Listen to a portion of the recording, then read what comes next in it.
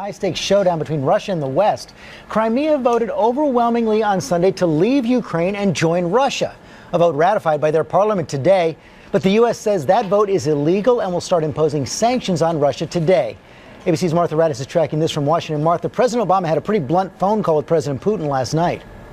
Blunt indeed. President Obama telling Putin this vote is illegal and will never be recognized by the U.S. But for now, it seems Putin has gotten exactly what he wanted from this vote.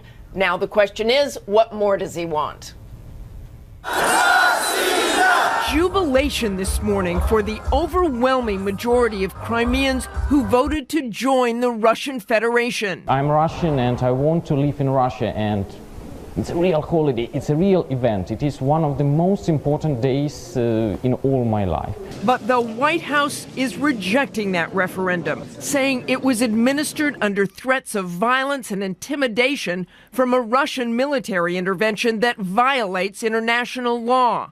And now the U.S. is all but promising to hit Putin where it hurts, vowing economic and diplomatic sanctions against Russia. And I think he marched into Crimea because he didn't believe that the United States and Europe would actually take a chunk of flesh out of his economy. And if the European Union joins in on sanctions, it could mean major pressure on Putin to withdraw his forces back into Russia. If on Monday we announce with the European Union a set of crippling sanctions coming after not only individuals but Russian business entities, I think that sends a strong message to Putin. And U.S. officials insist Russia will not overtake Ukraine without a fight, one they say could turn into a long and bloody fight.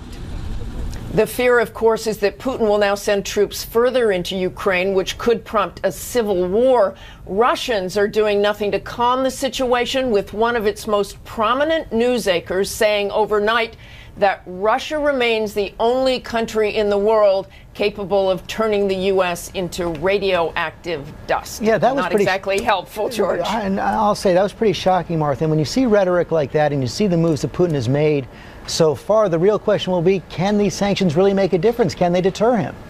Well, the sanctions would target Russian and Ukrainian officials who were part of the move into Crimea, and the sanctions would escalate if Putin makes even more provocative moves. But it is quite obvious this morning, George, that these threats seem meaningless to Putin so far. Okay, Martha Raddatz, thanks very much.